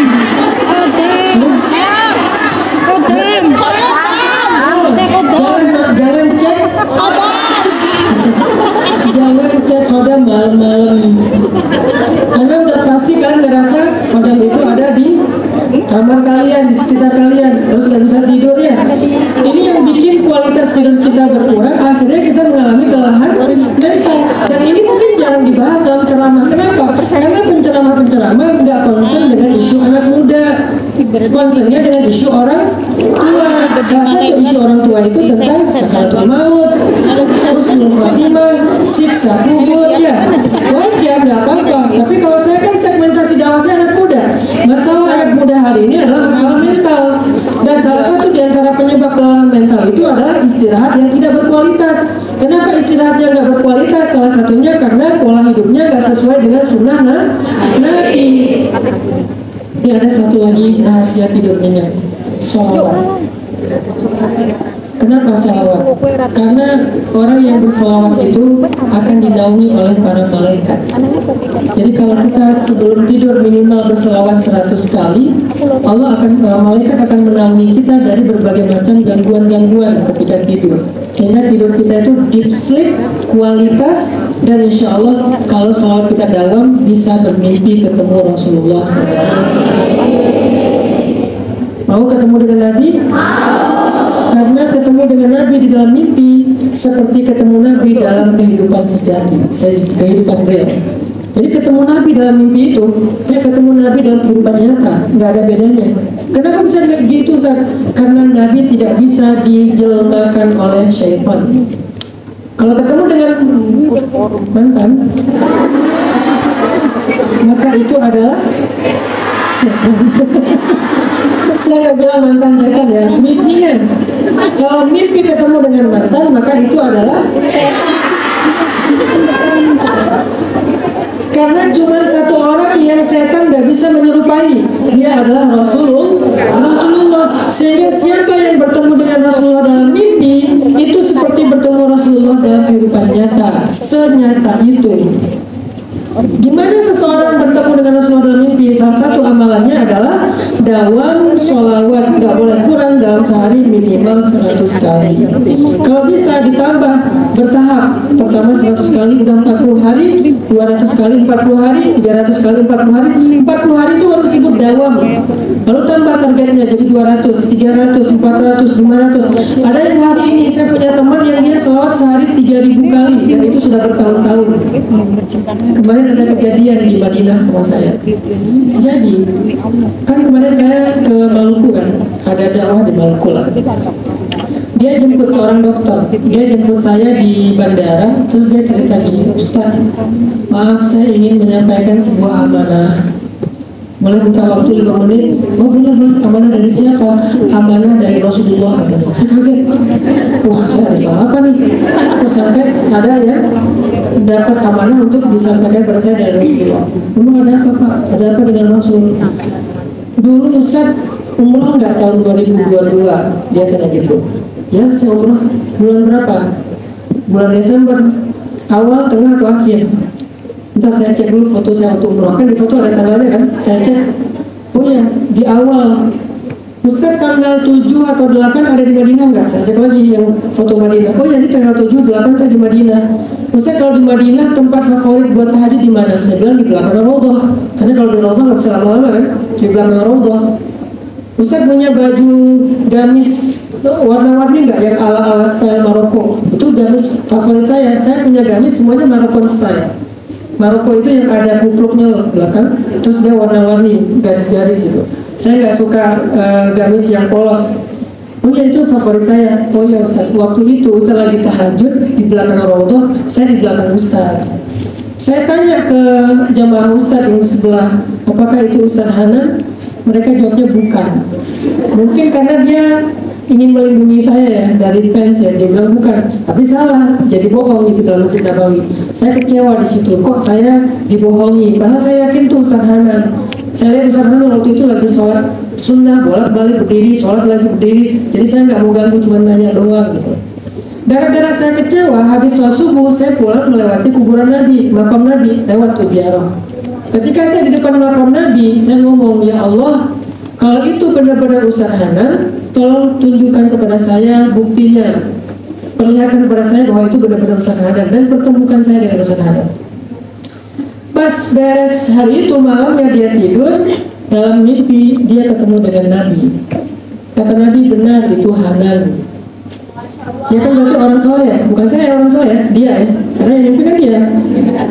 Dia bilang benar itu Hanan. Bilang ke Hanan, sholawatnya udah aku terima. Waktu itu saya lagi ada masalah, gak usah dibahas lah karena ini curhat Ustaz nanti jadinya ya. Viral lagi. Waktu itu saya lagi ada masalah yang lumayan berat, sehingga saya waktu itu dalam setahun umroh 3 kali, dalam 2 bulan sekali umroh, 2 bulan sekali umroh, puncaknya umroh Ramadan. Ketika umroh saya banyak sholawat. Kenapa banyak sholawat? Karena lagi banyak masalah. Saking banyaknya sholawat itu dari mulai tengah malam sampai subuh sholawat terus, berdiri sholawat lagi, sholawat lagi. Pokoknya antara sholawat. bilang ke dia, aku titip, dan ini ada satu amanah yang saya nggak boleh sampaikan ke publik, pokoknya ini rahasia saya dengan dia. Sampaikan ke dia sebuah amanah dari aku. Disampaikan ke dia, oh itu ya maksudnya. Ya udah. Nah di sini saya belajar ternyata orang kalau mau ketemu dengan Nabi itu bisa. Orang kayak dia, seorang dokter, ternyata ketika dia ada masalah, dia ngadu kepada Allah, lalu Allah mengutus Nabi untuk ngasih tahu kepada dia, sehingga dalam mimpi dia ketemu dengan Nabi. Sekeren ini dokter tersebut. Saya belajar dari dia, dokter amalannya apa? Sholawat besar. Sehari berapa? Gak kurang dari 1000. Jadi saya lupa dia bilang 1000 atau 3000. Pokoknya banyak di atas 1000. Sementara saya bisa 1000 tapi gak bisa setiap hari. Kalau saya lagi sibuk, kadang-kadang 300, kadang-kadang 200, kadang-kadang lebih atau kurang dari itu. Artinya ada orang yang sudah sebegitu dawamnya sholawat, sehingga ketika dia punya masalah, Allah langsung menolong dia dengan cara-cara ajaib. Selain tidurnya nyenyak. Jadi yang kedua, belajar untuk mendapatkan tidur yang berkualitas, dan tidur yang paling baik itu adalah tidurnya orang-orang yang solih, di mana tidurnya adalah ilham. Tidurnya bukan istirahat, ilham, bayangin. Jadi tidur dapat ilham, tidur dapat ilham. Kita tidur bangun masalah, salah. Banyak yang kesini, banyak yang kesini ya. Kalau kita bukan orang soleh, tidur bangun banyak masalah. Kalau mereka sebelum tidur masalah, bangun dari tidur dapat jalan keluar. Imam Al-Ghazali, Imam Al-Ghazali kan sering dengar kan? Salah satu ulama besar Islam ya. Pernah ditanya sama, pernah difitnah. Sebelum tidur beliau berdoa, ya Allah, saya difitnah. Coba saya minta tolong bersihkan nama saya. Malam itu ketika beliau tidur, beliau bermimpi. Dalam mimpinya beliau ketemu dengan orang yang memfitnah beliau. Ternyata orang yang memfitnah beliau malam itu juga mimpi. Dalam mimpinya ketemu dengan Imam Al-Ghazali. Jadi mimpinya nyambung. Enak ya kalau mimpinya jamaah. Kita bermimpi, fulan juga bermimpi dengan yang sama, di dalam mimpi kita bareng. Ini luar biasa mimpinya. Imam Al-Ghazali mimpi, laki-laki itu mimpi. Laki-laki itu bermimpi ketemu Imam Al-Ghazali. Lalu di sebelah Imam Al-Ghazali ada Rasulullah, ada Abu Bakar, ada Umar. Imam Al-Ghazali bilang kepada Rasulullah, ya Rasulullah, hadzal rajul yu'dhini wa yubghiduni. Laki-laki ini menyakiti saya dan memusuhi saya, Rasul. Dia memfitnah saya. Kemudian Rasulullah mengatakan, "A'tinisiyat, kasih saya cambuk." Akhirnya dia kasihlah cambuk oleh Imam Al-Ghazali kepada Rasul, maka Rasul pun mencambuk punggung laki-laki yang memfitnah Imam Al-Ghazali. Sampai kemudian laki-laki ini sadar dari mimpinya dan dia pegang punggungnya, banyak bekas cambuk dan dia merasakan sakit. Padahal dia mimpi dicambuk, tapi cambukannya kerasa bahkan dalam kehidupan nyatanya. Datanglah dia besoknya kepada Imam Al-Ghazali, dia minta maaf, dan setelah itu dia menjadi murid dan pembelanya Imam Al-Ghazali. Kok bisa orang soleh itu tidurnya kayak gitu? Karena mereka adalah orang-orang yang sebelum tidur zikir, sholawat, bukan sebelum tidur scrolling. Kenapa tidur kita gak berkualitas? Karena sebelum tidur kita scrolling TikTok, scrolling IG, Facebook, YouTube, short video, cek kodam sebelum tidur. Sementara sebelum tidurnya orang soleh kayak Imam Al-Ghazali adalah zikir dan sholawat, sehingga tidurnya ilham, tidurnya kita masalah mimpi buruk. Ini tentang masalah fokus, masalah kesulitan tidur. Yang keempat ya, ciri orang yang mengalami kelelahan mental kata para ulama adalah, ini udah jam berapa? Oke, satu lagi aja deh. Orang yang mengalami kelelahan mental itu salah satu cirinya adalah dia kehilangan semangat dalam aktivitas hidupnya. Segalanya malas, mau ini mager, mau itu mager, segalanya mager, gak bergairah untuk melakukan apapun, gak mau punya cita-cita, gak mau punya harapan, gak mau memperbaiki keadaan, dia pasif aja, mager aja, berarti dia mengalami kelelahan mental. Apa obatnya? Uang. Orang yang mager gini obatnya apa? Orang yang mager kayak gini obatnya adalah dia butuh support system. Itulah pentingnya teman-teman yang soleh. Nggak jarang loh kita datang ke ta'lim itu bukan karena kita pengen ke ta'lim, tapi kita datang ke ta'lim karena kita diajak teman, betul? Hal-hal yang positif yang banyak kita lakukan itu tuh gara-gara support system kita mendukung. Dia ngajak, kadang-kadang setengah maksa, terus udah gitu nemenin, udah gitu memotivasi, kadang-kadang malah memodali, kadang-kadang malah bantuin. Ini yang bikin kita tergerak kepada kebaikan-kebaikan apapun itu, termasuk dalam urusan karir, urusan rumah tangga, urusan jodoh. Maka rawatlah pertemanan, teman-teman. Rawatlah pertemanan. Teman itu mahal, apalagi kalian yang merantau di luar negeri. Teman itu sama dengan keluarga. Kenapa? Kalau kalian nggak punya teman karena nggak bisa merawat pertemanan, hidup kita itu nggak punya support system. Begitu kita mengalami kelelahan, kita akan terpuruk sendiri. Akhirnya kita menjadi orang yang gagal. Miliklah teman, rawat pertemanan. Teman kita manusia bukan malaikat. Kadang dia salah, kadang keliru, kadang bikin kita bete. Tapi berlapang dada karena dia bukan malaikat, dia manusia. Salah satu cara merawat pertemanan adalah memaafkan. Cara lain merawat pertemanan adalah memberi hadiah. Cara lain merawat pertemanan adalah dengan menyapa, harus rutin menyapa. Cara lain dalam merawat pertemanan adalah dengan mendoakan, memberi hadiah, menyapa dan memaafkan. Itu cara merawat pertemanan. Kalau kalian nggak pernah memaafkan ketika teman kalian salah, sedikit salah left group, akhirnya semuanya punya grup sendiri-sendiri, dia admin, dia member. Kenapa? Karena nggak bisa merawat pertemanan, nggak bisa memaafkan. Rawat pertemanan dengan memberi hadiah. Ketika dia ulang tahun, kasih hadiah. Atau nggak dalam rangka ulang tahun pun kan dapat sesuatu, kayaknya lucu nih, beli buat dia juga. Doakan di malam hari, ya Allah, tolong jaga hubungan kami sebagai sahabat karena Engkau ya Allah. Kemudian sapa dia sesekali, gimana kabarnya, kamu lagi ada masalah apa, kalau butuh apa-apa bilang ke aku, walaupun aku nggak bisa bantu, minimal bisa menghibur dan segala macam. Rawat karena mereka adalah support system kita. Mereka tempat curhat kita. Walaupun kenyataannya ketika curhat jadinya adu nasib. Kita curhat, dia curhat balik. Tapi penting teman-teman punya circle yang positif, itu penting. Karena kalau circle negatif atau toksik kan nggak perlu kita pilih, kadang-kadang ada ya. Yang harus kita rawat, kita jaga, kita bangun itu circle positif. Sehingga ketika kita ketemu dengan circle toksik, kita punya tempat pulang.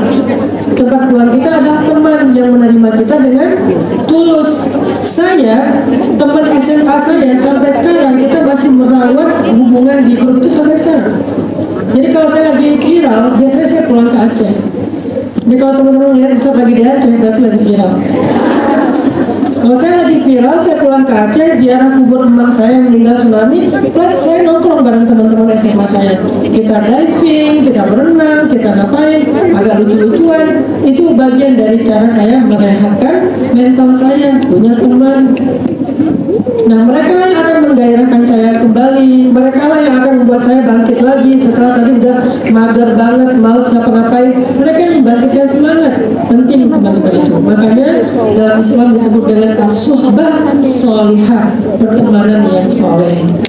Al-mar'u ala dini khalili, seseorang tergantung teman dekatnya. Semoga beberapa tips yang saya berikan ini bisa menjadi life hacks kita.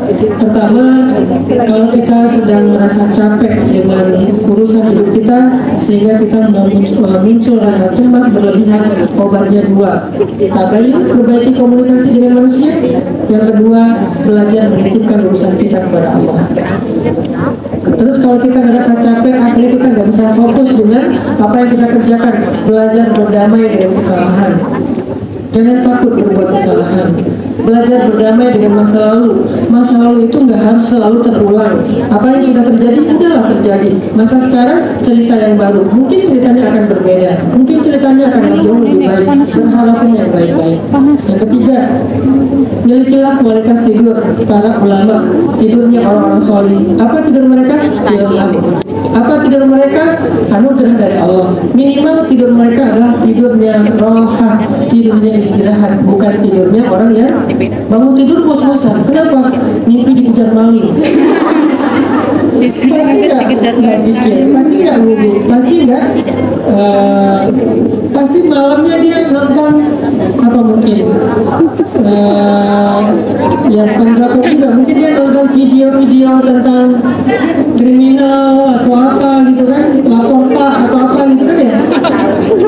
Yang terakhir, gimana caranya biar kita bisa mengontrol diri kita dari lelah mental itu? Milikilah suhbah sholihah, teman yang solih. Sebelum saya tutup, saya pengen ngajak teman-teman semuanya. Di sini kita ada sorban sedekah. Saya pengen kasih tahu, saya punya sebuah kebiasaan. Kebiasaan saya adalah saya membeli asuransi langit setiap hari. Apa itu asuransi langit? Asuransi langit itu sedekah. Kenapa Ustaz menyebutnya asuransi? Karena kata Nabi, tidak ketemu sedekah dan musibah di hari yang sama. Tidak ketemu sedekah dan musibah di hari yang sama. Jadi kalau kita pengen terjamin hari ini selamat, kita, keluarga kita, orang-orang yang kita sayangi, sedekah di hari itu. Kalau bisa sejak pagi hari kita udah sedekah. Niatkan untuk diri kita dan keluarga kita. Saya selalu setiap pagi itu sedekah. Saya niatkan untuk saya, keluarga saya, istri dan anak-anak saya, dakwah saya, urusan saya titipin ke Allah dengan cara sedekah. Yang tadi poin pertama titip, tapi cara nitipnya sedekah. Selain ngomong Allahumma inni astaudi'uka umuri, ya Allah saya sedekah. Karena sedekah itu asuransi yang dijamin oleh Rasulullah SAW. Kalau kita udah sedekah harian, sekarang lanjutkan sedekah mingguan hari Jumat, lalu sedekah bulanan, lalu sedekah tahunan, dan semuanya itu diniatkan untuk diri kita dan keluarga kita. Nah, hari ini kita ada program sedekah, sorban sedekah yang akan dipakai buat kebutuhan dakwah. Bisa dakwah di Hong Kong, bisa dakwah di Indonesia. Tanpa teman-teman sadari, teman-teman itu udah banyak bantu loh. Termasuk kemarin yang sebelumnya saya datang ke sini, sedekah teman-teman itu udah saya kasih ke sekolah gratis yang saya bikin. Udah jadi kan bangun satu kelas itu harganya sekitar 200-an juta ya satu kelas. Dengan sedekah dari teman-teman waktu itu sekitar 60-an ya, 60-an juta. Berarti teman-teman udah membangun sepertiga dari kelas yang sekarang dipakai buat para siswa belajar di tempat saya. Jadi bisa di Indonesia, bisa di Hong Kong, bisa di Palestina, bisa untuk kebutuhan dakwah. Jadi tanpa kita beramal pun diam-diam kita lagi jalan-jalan di Mongkok, tapi pahalanya nggak ngalir. Kok bisa pahalanya ngalir? Karena salah satu di antara dua amalan yang bakal ngalir terus pahalanya selain ilmu adalah sedekah. Semoga nanti kita bisa terlibat dalam sedekah terbaik kita yang menjalankan Allah. Saya kembalikan pada MC untuk dilanjutkan dengan sesi berikutnya. Bismillah. Baru yang terbaik. Tes. Bismillah, berikan yang terbaik sambil berselawatan seperti paginya. Mudah-mudahan rezeki yang kita taruh Allah mengganti berlipat ganda untuk diri keluarga kita. Sallallahu alaihi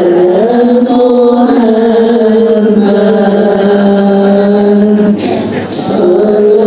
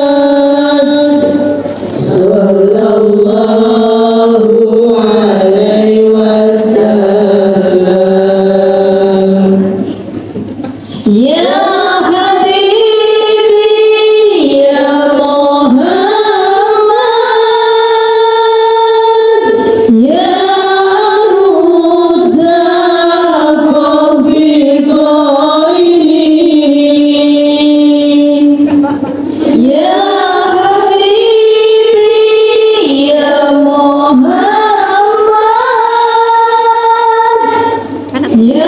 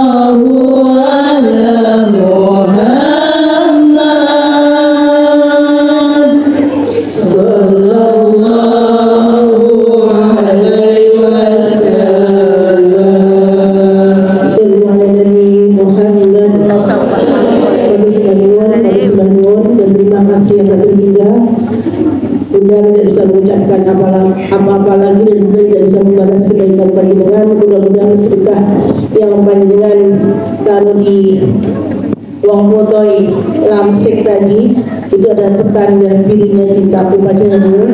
Mudah-mudahan Allah mengganti semuanya, dimudahkan semua masalahnya, dilunaskan hutangnya, disembuhkan sakitnya, dibaikan majikannya. Sudah tidak ada kata-kata kecuali matur sembah nuwun. Dan acara selanjutnya yaitu tanya jawab sebentar ya Ustaz ya. Tanya jawab, selain tanya jawab yang ada di surat cinta, ya kan, ada pertanyaan. Saya ambil 2 orang karena waktunya semakin petang ya. Pertanyaan bukan curhat ya. Kalau curhat Ustaz sudah banyak dicurhati, jadi pertanyaan yang tidak dimengerti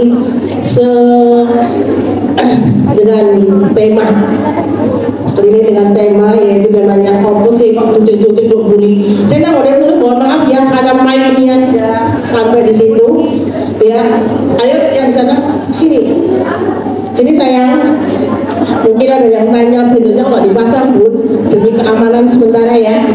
Iya Bun.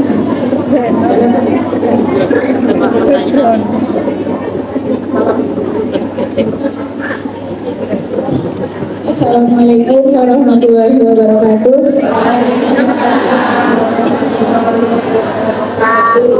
Sebelumnya perkenalkan, nama saya Mar'atus Solihah. Saya dari Indramayu.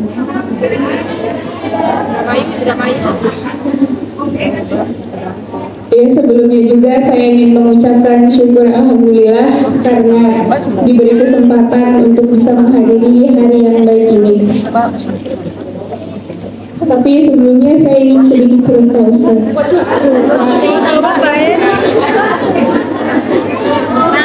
Ya, jadi belum lama ini saya dekat dengan seorang laki-laki Ustaz.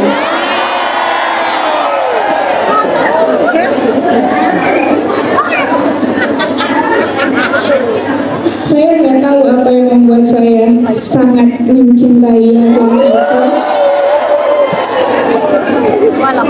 Mungkin karena saya sudah menaruh banyak harapan sama dia, jadi sakitnya terasa Ustaz.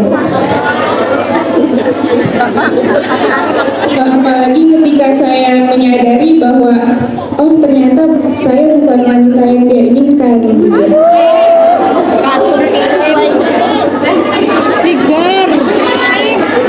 Dan ketika saya patah hati, saya melewati hari-hari saya itu sangat overthinking terus anxiety terus Ustadz. Saya merasa bahwa hidup saya itu nggak tenang, dan ketika saya merasa tidak tenang itu saya selalu berusaha untuk beristighfar Ustadz. Ternyata intensitas beristighfar itu akhirnya mendorong saya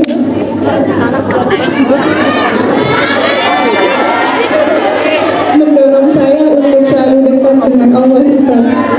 Jadi yang tadinya saya kerja selalu dengerin musik koplo, sekarang saya lebih sering mendengarkan sholawat, dan saya juga perbanyak istighfar untuk itu Ustaz. Pertanyaan nih. Ini yang paling penting Ustaz. Dari situ saya seperti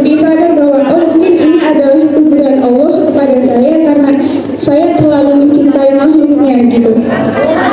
Dan akhirnya dari situ saya mengingatkan diri saya bahwa Bismillahirrahmanirrahim, ya Allah, saya niatkan saya ingin lebih dekat dengan Engkau.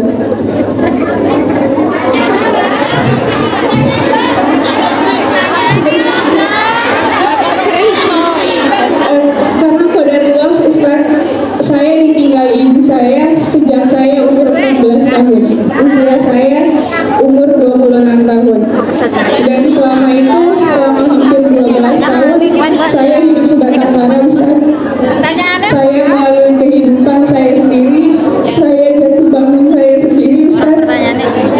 Saya bahkan pernah kelaparan di kota orang, dan saya pada saat itu merasa bahwa gak ada orang lain yang peduli dengan saya kecuali Allah. Telung menit. Pertanyaannya itu, saya lillahi ingin hijrah, Ustaz. Tapi bagaimana caranya agar saya bisa istiqomah? Dan kedua, bagaimana kan kalau misalkan mungkin dari teman-teman yang masih mempunyai keluarga orang tua yang utuh, dia bisa meminta ridho kepada orang tuanya untuk mendoakan keberhasilan kita. Sedangkan Mar'atu Sholihah. Udah? Cukup banget. Baik, dan teman-teman sekalian. Oke, tetangga udah. Tetangga yang bisa dengar curhat langsung dari gosip sedesa ya. Oke, apa pelajaran yang kita dapat dari Mbak Mar'atu Sholihah? Pelajarannya adalah kadang kita diuji dengan kehilangan cinta makhluk untuk mendapatkan cinta Allah yang jauh lebih berharga. Seolah-olah Allah bilang gini, hambaku, selama ini kamu habiskan semua perhatian kamu untuk dia, tapi lihat ketika kamu diabaikan, siapa yang peduli sama kamu? Aku kan. Dan alhamdulillah dengan ujian Mbak Mar'atu Sholihah, Mbak Mar'atu Sholihah dikasih taufik oleh Allah untuk justru kehilangan sebuah cinta, tapi mendapatkan cinta yang lebih besar. Harusnya itu bersyukur, itu bukan musibah. Kehilangan satu cinta yang kecil, tapi mendapatkan cinta yang besar. Nanti di dalam cinta yang besar ini Allah sediakan cinta-cinta yang berlimpah. Ini Mbak Mar'ah bukan seorang yang sedang diuji, tapi seseorang yang sedang diberikan anugerah melalui ujian. Gak ada sih. Tetap sedih, ada patah hati. Tapi minimal fa'inna ma'al usrinya Mbak Mar'ah itu adalah ternyata bukan dia pilihan laki-laki tersebut, diabaikan. Tapi yusronya luar biasa, Mbak Mar'ah malah jadi semakin kuat, semakin berazam untuk memperbaiki diri dan hijrah menuju Allah. Artinya Mbak Mar'ah mungkin belum mendapatkan cinta seseorang di antara makhluk, tapi Mbak Mar'ah insya Allah mendapatkan cinta Allah. Dan di dalam cinta Allah itu nanti Allah akan sediakan cinta-cinta makhluk yang indah. Pertanyaan Mbak Mar'ah tadi, gimana cara biar bisa istiqomah? Istiqomah itu tergantung circle. Di sini juga ada yang nanya tadi di kertas, gimana cara biar istiqomah dengan satu amalan? Circle kita harus yang sefrekuensi. Kita nggak bisa hidup istiqomah sendiri. Istiqomah itu harus dengan jamaah. Makanya saya bilang tadi, rawatlah pertemanan yang positif, jagalah dan bangunlah pertemanan yang solihah. Insya Allah itu akan mendukung istiqomah kita. Terus bagaimana cara kita dapat doa dari orang tua? Telepon bisa, WA bisa. Gampang kan ya sekarang ya? Gak harus pulang. Kalian sering-sering komunikasi, minta doa dari orang tua. Karena doa orang tua itu, terutama doa ayah, itu ajaib. Allah. Nah, sebelum saya kasih kesempatan orang tua, saya baca dulu beberapa pertanyaan di sini ya. Ustaz, apa jalan keluar untuk pernikahan yang sudah sering mengucapkan talak lebih dari 3 kali? Kemudian dia juga selain mentalak lebih dari 3 kali berselingkuh. Kemudian dia juga KDRT.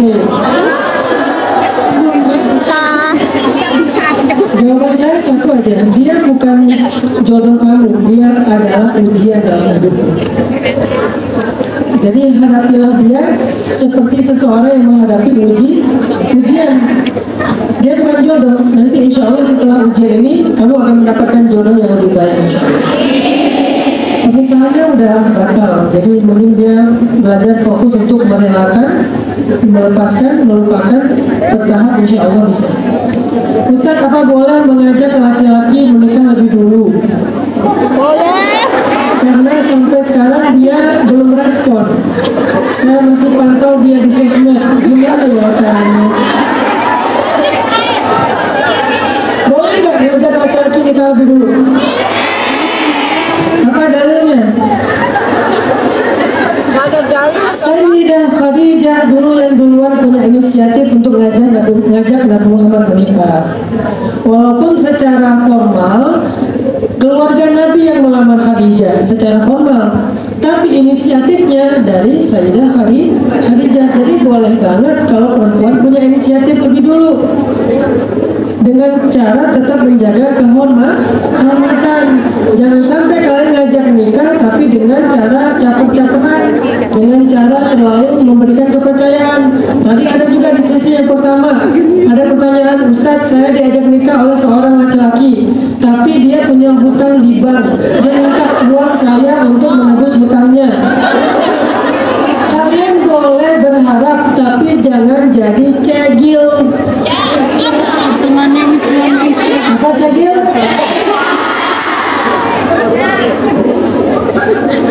Ustaz, saya single mom dan alhamdulillah diamanahi seorang anak yang spesial. Saya percaya apapun yang diberikan Allah itu yang terbaik. Tapi terkadang dalam pikiran muncul rasa tentang bagaimana keadaan anak saya di masa depan. Bagaimana cara menghilangkan kecemasan itu, Ustaz? Tadi saya sudah jawab di materi. Caranya adalah titipkan dia kepada Allah. Semua bisa berubah. Saya kenal beberapa orang yang di masa kecilnya ini anak kayaknya spesial deh. Dalam arti dia punya kelainan gitu ya. Tapi ternyata di masa depan justru dia yang paling berprestasi dalam keluarganya. Ada yang kayak gitu. Jadi berbaik sangkalah kepada Allah, titipkan anak ini kepada Allah. Kita hanya merawat dan menafkahi dia semampu kita. Masa depan dia bukan di tangan manusia, bukan di tangan sekolah, tapi di tangan Allah. Ustaz, sekarang ini banyak yang bilang selain donatur dilarang mengatur. Menurut Ustaz kalimat ini gimana? Nggak gimana-gimana. Ini kalimat muncul dari orang-orang kapitalis ini. Orang-orang yang terlalu materialistis. Sejak kapan yang mau mengatur hanya yang memiliki duit? Kalau gitu nanti yang akan berkuasa di kita itu hanya orang yang mampu membayar. Begitu? Enggak dong. Nggak usah dijawab ya.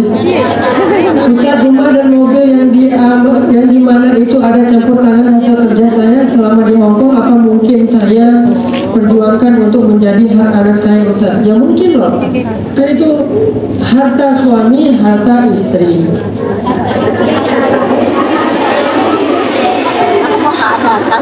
Bukan saya yang ngurusin kalimat itu ya. Perempuan tidak punya kewajiban menafkahi, sehingga kalau dia punya harta, kalau dia punya harta, maka itu akan menjadi hak dia sampai mereka sepakat untuk membelanjakannya bersama-sama. Kalau enggak, maka itu hak istri. Yang mau masuk Islam, Ustaz? Iya. Silakan di depan. Tadi yang mau masuk Islam mana? Pergi. Yang mau Islam tadi di rumah siapa? Ya sudah ya, udah saya panggil lo ya.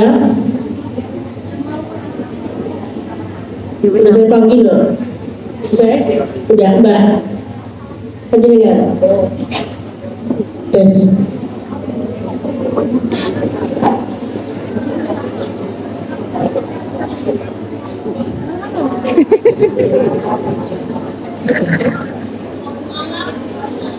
Dengan Mbak siapa? Mau pakai apa? Mbak Titin. Dari mana sih? Cirebon. Sebelumnya Muslim. Sebelumnya Muslim, tapi beberapa tahun yang lalu saya sempat lockdown. Sempat murtad. sekarang pengen kembali kepada Islam. Udah keluarga? Masih single. Udah pernah syahadat lagi? Belum. Sholat terakhir kapan? Kemarin sholat kemarin asar itu terakhir sholat, soalnya hari ini kan saya lagi hamil jadi saya nggak bisa. Apa yang kalau boleh jadi pelajaran buat kita semua, apa yang membuat Mbak Titin kembali memutuskan untuk kembali Islam? Mungkin karena dorongan dari orang tua, terus karena kan sebenarnya alasan saya log out itu karena ada suatu hal yang apa ya, benar-benar broken lah. Saya tidak ada support system dan dari pihak keluarga pun waktu itu tidak ada yang mendukung. Mungkin sudah lumrah ya kalau orang tua kami para TKW sini, mereka hanya menanyakan uang kiriman, tidak ada nanya kabar. Saat itu saya gimana ya, saya benar-benar rasa sendiri. Terus satu-satunya orang itu yang datang sama saya itu anak Filipina, dan dia membawa saya ke gereja di Satin, dan di situ saya merasa bahwa apa ya, mungkin ajaran kasih mereka itu yang menyentuh saya gitu. Jadi saya waktu itu setiap hari Rabu itu saya datang ke mereka, terus ya saya sempat membaca beberapa kitab. Ya kitab pun masih saya simpan, tapi sekarang saya tidak bisa membacanya lagi. Terus tapi saya belum sempat dibaptis. Tapi meskipun belum sempat dibaptis, tapi hati saya itu sudah ngomong bahwa saya mungkin ajaran ini yang ketika saya down, ketika saya broken itu mereka yang ada, mereka yang angkat saya untuk bangkit. Tapi setelah itu mungkin satu tahun setelah saya meyakini agama yang baru, dalam hati saya mungkin karena waktu dari kecil itu ajaran agama dari orang tua itu sudah kuat. Jadi meskipun saya sudah Muslim, sudah lock out, tapi dalam hati saya itu ya kalau misalkan apa ya, kalau misalkan makan itu saya tetap berdoa Bismillah gitu. Jadi waktu saya ragu kan, ini agama apa yang saya anut. Akhirnya saya memutuskan untuk enggak, maksudnya untuk mempercayai keduanya. Dia saya agnostik. Sampai akhirnya tahun lalu saya sempat pulang cuti selama 6 bulan, tahun 2019 selama 6 bulan. Terus saya cerita orang tua saya sih ya maksudnya enggak melarang gitu, terserah karena kamu kan sudah dewasa. Cuman saya melihat sendiri bapak saya itu seorang imam, dan di situ saya melihat bapak saya mengimami di musola itu, saya terketuk. Bapak saya itu segininya gitu, percaya sama Tuhannya, dan bapak saya itu membesarkan saya itu benar-benar yang tulus. Dan akhirnya saya memikirkan ngomong sama orang tua, nih saya mau kembali. Kata ibu saya, kalau kamu mau kembali kamu harus syahadat. Tapi waktu itu saya belum siap sampai akhirnya baru tahun ini ada suatu musibah. Yang pertama itu mungkin mohon maaf, dulu saya sangat suka pakaian terbuka. Sampai akhirnya Tuhan itu ngasih saya cobaan, yaitu kulit saya yang bagian tubuh saya itu ada salah satu warna yang memudar gitu. Terus akhirnya saya ngomong sama Rini, teman saya yang mendukung saya ini, gimana kalau saya mau kembali gitu kan. Terus yang paling membuat saya yakin itu bulan 6 itu, mohon maaf, saya kena tipu dari seorang teman. Dan ketika saya kena tipu itu, saya meminta pertolongan sama yang istilahnya manusia lah ya. Tapi ternyata mereka tidak bisa memberikan pertolongan itu, dan akhirnya saya nelfon orang tua. Katanya bapak saya itu, kamu jangan minta pertolongan sama manusia karena mereka pun juga nggak bisa berbuat apa-apa. Kamu mintalah sama Allah. Akhirnya saya sholat. Terus ya saya juga ngomong sama dia gitu, gimana ya ini saya belum syahadat gitu. Terus teman saya ini untuk membantu saya syahadat, kata ini jangan, saya nggak bisa, katanya besok aja kan ada pengajian Pak Ustadz Hanan, itu minta tolong aja ini sini. Kita beri applause motivasi.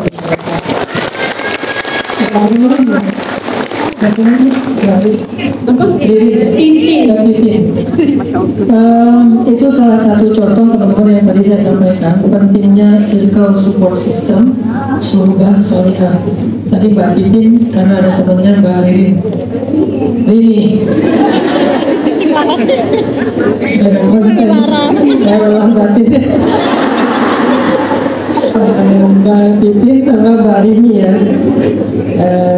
Jadi hari ini kita ingin menjadi saksi untuk saudari kita Mbak Titin untuk kembali kepada Islam. Semoga persaksian kita menguatkan beliau, doa-doa kita menjadikan beliau lebih istiqomah dengan Mbak Titin pasti udah hafal kan kalimatnya ya, tinggal diikuti aja. Asyhadu an la ilaha Asyhadu an la ilaha illallah illallah wa ashhadu anna Muhammadan abduhu wa rasuluh. Asyhadu an la ilaha illallah Asyhadu an la ilaha illallah wa ashhadu anna Muhammadan rasulullah. Allahumma taqabbal insyaallah. Hari ini adalah hari Mbak Titin kembali dilahirkan seperti anak bayi lagi. Semoga Mbak Titin bisa fokus kepada yang baru dan berdamai dengan masa lalu, dan mulai sekarang semoga Mbak Titin tidak lagi berputus asa terhadap Allah. Selamat ya Mbak.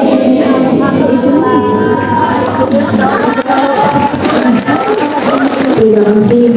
Semoga saya terus menentukan kembali di jalan Allah, dan mudah-mudahan bagi istiqomah mudah-mudahan Allah selalu kenal dia dan diberi semua hidayah. Sekarang waktunya kita berdoa karena jam 4 lebih ya. Fokus dengan doa. Kita doakan di sini ada Mbak Siti Komaria yang keselan jarum pentul sehingga posisi jarumnya sudah ada di usus halusnya, sudah keluar kemana-mana tapi belum ada hasil. Mbak Siti Komaria, kemudian Al-Fatihah untuk kedua orang tua yang bernama almarhum Bapak Yarji dan orang tua Ibu Siti. Kemudian doa untuk adik yang menikah hari ini dari mereka dan nama adiknya mungkin salah satu dari kita dari A'udzu billahi minasy syaithanir rajim. Bismillahirrahmanirrahim.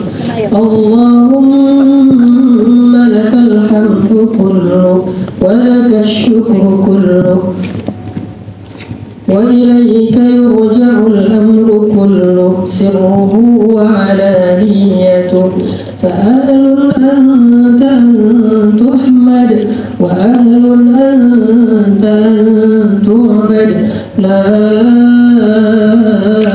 ilaha illa antal ahad as-samad lam yalid wa lam yulad wa lam yakul lahu kufuwan ahad. Allahumma salli ala sayyidina Muhammadin fil awwalin wa salli ala sayyidina Muhammadin fil akhirin wa salli wa sallim wa barik ala sayyidina Muhammadin fil mala'il a'la ila yaumiddin.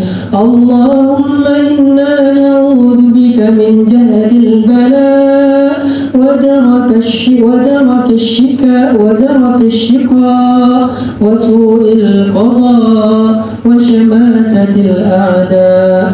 اللهم إن كنت كتبتنا من أهل الشقاوة فامحنا واكتبنا من أهل السعادة فإنك تمحو ما تشاء وتثبت وعندك الكتاب. اللهم أعنا على ذكرك وشكرك وحسن عبادتك.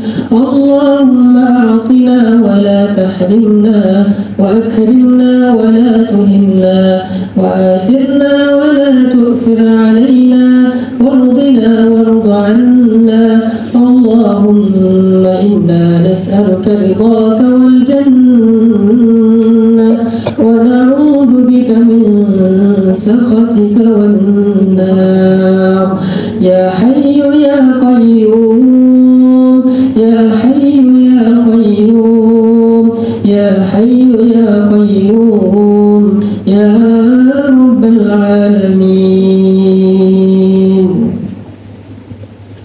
Wahai Allah, Engkaulah pencipta apa yang ada di langit dan apa yang ada di bumi, dan Engkaulah sebaik-baik pencipta. Engkau menciptakan segala sesuatu dengan kekuasaan-Mu dan tidak ada satupun dari ciptaan-Mu yang keliru. Engkau menciptakan matahari, bulan, bintang, galaksi. Engkau menciptakan apa-apa yang sangat besar yang tidak bisa kami bayangkan. Tapi juga Engkau berkuasa menciptakan hal-hal yang kecil yang bahkan tidak bisa kami lihat. Engkau Maha Kuasa ya Allah. Engkau Maha Pencipta dan sebaik-baik pencipta. Engkau juga yang memelihara, merawat dan menjaga, mengatur dan memelihara segala apa yang Kau cipta ya Allah. Engkau yang mengatur langit dan bumi dengan segala pengaturan yang sempurna. Engkau yang mempersilih gantikan musim, malam dan siang. Engkau yang mempergilirkan antara matahari dan bulan. Engkau yang memperarahkan awan dan menurunkan hujan ke negeri-negeri yang tandus yang Engkau pilih. Lalu dengan rahmat-Mu negeri itu menjadi subur, menjadi penuh dengan kebaikan. Ya Allah, Engkau yang mengurus semua makhluk-Mu yang di langit dan di bumi, di gunung, di lautan, di setiap lembah, di semua tempat yang bahkan tidak mampu kami jelajahi. Engkau Maha Sempurna, Engkau Maha Melihat, Engkau Maha Mengetahui, Engkau Maha Mengatur yang besar dan yang kecil. Semua ada dalam pengaturan dan kekuasaan-Mu ya Allah. Engkaulah penguasa yang paling besar, Engkaulah penguasa yang paling agung, Engkaulah penguasa satu-satunya. Semua kekuasaan di bumi ada di dalam genggaman-Mu ya Allah. Ya Rabbana, kepada Engkaulah kami berserah, kepada Engkaulah kami berpasrah, kepada Engkaulah kami serahkan diri kami dan hidup kami. Kami titip keluarga kami, diri kami, hidup kami, masalah kami, masa depan kami, hal-hal yang gaib dalam diri kami. Kami titipkan kepada Engkau ya Allah. Jagalah kami ya Allah, jagalah titipan kami ya Allah dengan penjagaan-Mu yang sempurna. Kami serahkan urusan-urusan kami kepada-Mu ya Allah, agar Engkau mengaturnya dengan pengaturan-Mu yang sempurna. Kami lelah ya Allah, kami capek ya Allah, kami hampir menyerah ya Allah, kami bingung ya Allah, kami kehilangan arah ya Allah. Pilihkanlah untuk kami pilihan yang Kau ridhai. Aturlah hidup kami dengan pengaturan-Mu yang sempurna. Peliharalah kami dengan pemeliharaan-Mu yang baik ya Allah. Ya Rabbana, sembuhkanlah luka kami, luka zahir, luka batin. Hiburlah kesedihan kami. Angkatlah derajat kami dari setiap kesulitan dan musibah yang kami dapatkan dalam hidup. Ya Allah, sesungguhnya Engkau berjanji bersama kesulitan ada kemudahan. Maka berikanlah untuk kami kemudahan-kemudahan bersama dengan setiap kesulitan hidup kami. Jangan biarkan kami sendiri dan berputus asa ya Allah. Temanilah kami di masa-masa sulit kami ya Allah. Ya Allah, angkatlah derajat orang-orang yang telah berbuat baik pada kami. Angkatlah derajat guru kami, orang tua kami, saudara kami, sahabat setia kami, orang-orang yang berjasa dalam hidup kami. Ya Allah, bimbinglah kami selalu berada di jalan-Mu sampai akhir hayat kami. Jangan biarkan kami berputus asa di tengah jalan, karena ketika kami mendapatkan ujian-ujian dan kami merasa tidak mampu menjalaninya. Ya Allah, datangkanlah dalam kehidupan kami orang-orang soleh untuk menjadi keluarga kami, untuk menjadi teman dan sahabat kami, untuk menjadi penolong-penolong kami dengan izin-Mu ya Allah. Rabbana, kepada Engkaulah kami adukan keluh kesah hidup kami. Engkau satu-satunya harapan kami. Hasbunallah wa ni'mal wakil. La haula wa la quwwata illa billah. Rabbana atina fid dunya hasanah wa fil akhirati hasanah wa qina adzabannar. Subhana rabbika rabbil izzati amma yasifun wa salamun alal mursalin walhamdulillahi rabbil alamin. Al-Fatihah.